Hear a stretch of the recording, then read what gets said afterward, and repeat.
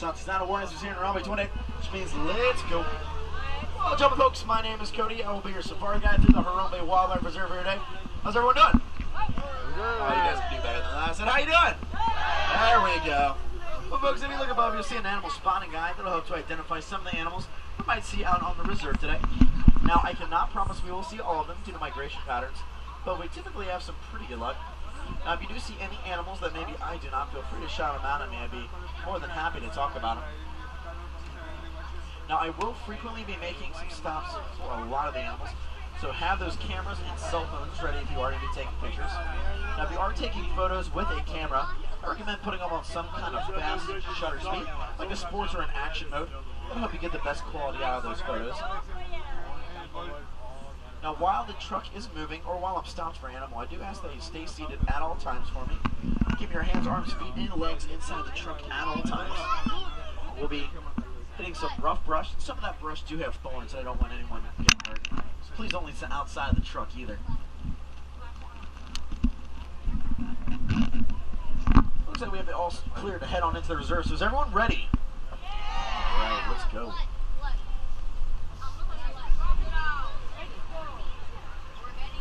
Well, folks, we're going to start here in the Little Aturi Forest, where some of the more reclusive animals tend to hang. So everyone keep an eye out, because there's actually one way back on the right there, back by the broken down stream. Way back in the distance there. Now that's an okapi back there. Now okapi are extremely reclusive animals. They're actually so reclusive they were not discovered by the Western world until about 1901. So they're very good at hiding in the thick brush that surrounds us out here. Now, the stripes on their legs make them look like they're related to zebras, but they're actually related to giraffes. And they are the only known relative of giraffes as well. And the way you can tell that is the way their face is structured.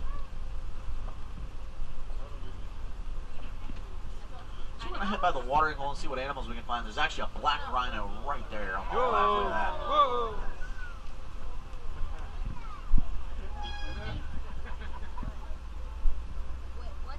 Now, black rhinos are personally my favorite animals on the reserve.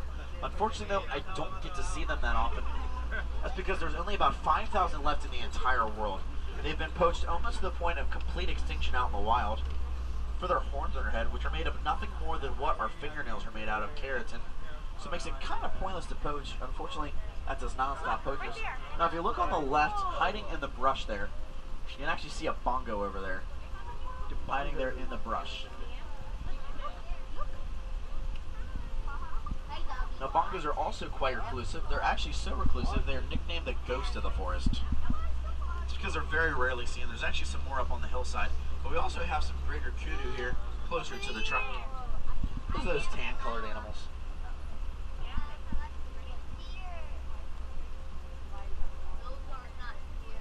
Now, greater kudu are the second largest antelope in all of Africa. And they actually can grow to about 5 feet from their shoulder down, so they're quite large. Now we're going to start heading here into the Safi River, which is a great place to look for some hippos. So everyone keep an eye out.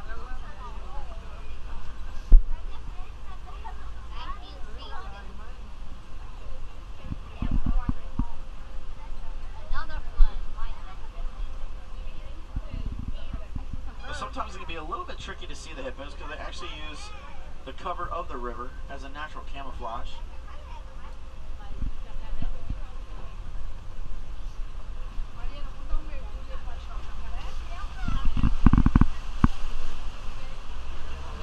But we did find some here on the left-hand side.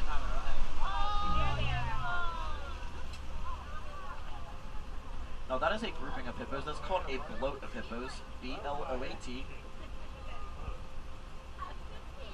Now you can see quite a few of them are submerged right now. Now please stay seated from back there. Thank you. Folks, I need you to stay seated. Please sit down. Thank you. Now they can hold their breath anywhere from 5 to 8 minutes at a time.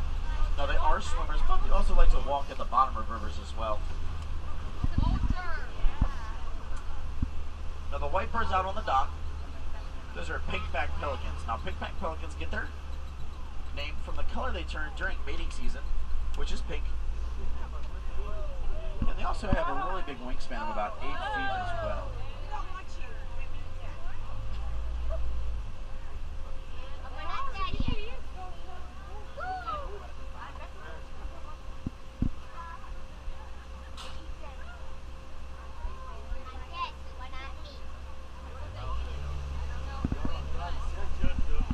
Folks, it looks like we found some Nile crocodiles on the left-hand side here.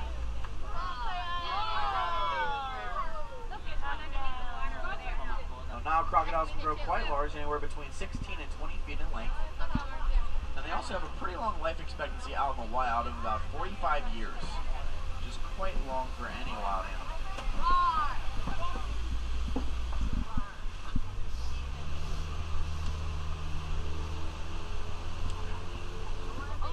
Now we're about to start heading into the next part of the reserve, over into the savannah, where some of the more famous animals have made their homes, like elephant, giraffe, zebra.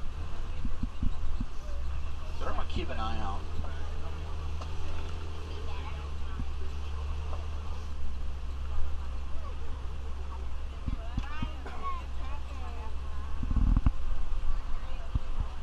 Now coming up here on the right-hand side, we do have a baobab tree, or nicknamed upside down tree. That's because it looks like its roots are sticking out of its top. Now they don't don leaves very often. That's because they only have leaves about 3 months out of the year, during the rainy season. And they actually survive a very long period of time without any water, so what they'll do is they'll absorb all their water when it does rain here in Africa, which is not that often. But it did just now, which means I do bless the rains down in Africa. Glad somebody got that joke. Wow, that was awesome. So they'll actually absorb all of that rainwater and store it until they deem it necessary, so they can actually go several months without even a drop of water.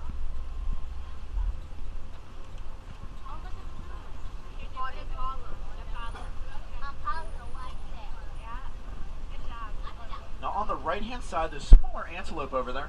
Those are springbok.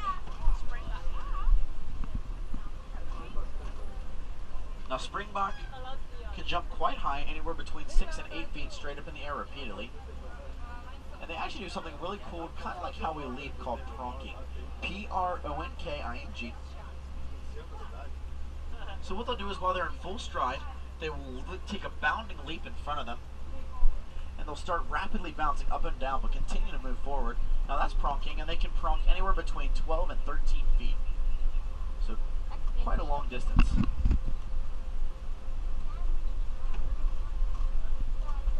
Now, we do have some more animals coming up on the right-hand side over there. Those are Ankole cattle way back there. Those giant horned animals.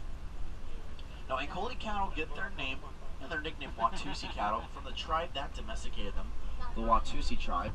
Now, they are the only domesticated animals on the reserve, and those giant horns on their head can actually reach upwards of about 6 feet. And they actually serve an awesome purpose. What they can do is, they can send blood up through those horns, cool it down naturally just like a honeycomb system, and send it back down through their bodies. It allows them to stay cool on the hotter days, which are pretty much every day.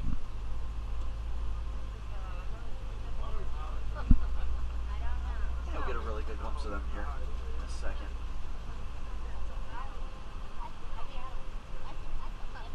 Hyenas. Now if you look on the left in the den over there, you see some African wild dogs laying down over there.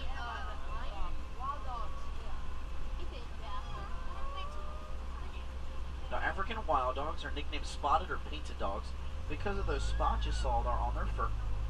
Now, even though they're extremely cute and I wish I could own one, I probably shouldn't, because they're actually some of the most successful predators in all of Africa.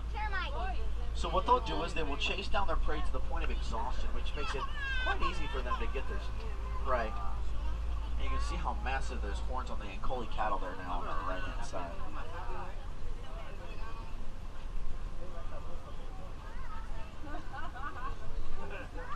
Now coming up on either side of the truck, those orange structures there, those are termite mounds.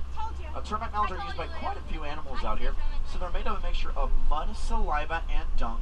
And when they harden, they actually can turn as hard as concrete, which makes it great for a lot of the larger animals like elephants and giraffes, who tend posts.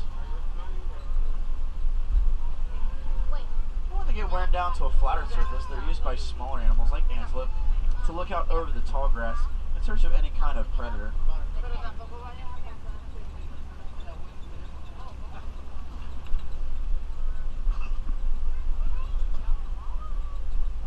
It looks like we have some white-bearded wildebeest over there on the right-hand side, so we'll head on over that way.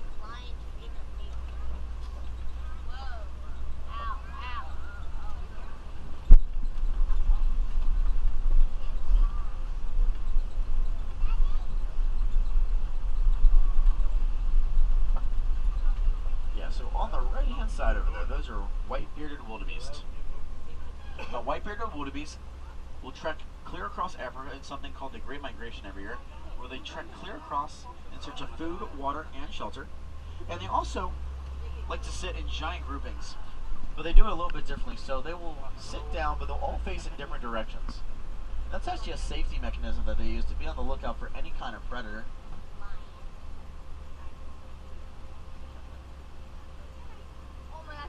So no matter how many are sitting in that group, whether it's 10, 20, 100, 1,000, 10,000, they will always have a 360-degree view of that entire circle. Now on the right, those are Patterson eland.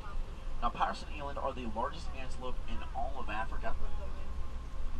And just like the springbok, those smaller antelope, they can jump straight up in the air 6 to 8 feet repeatedly, which is quite impressive for how massive animals they are.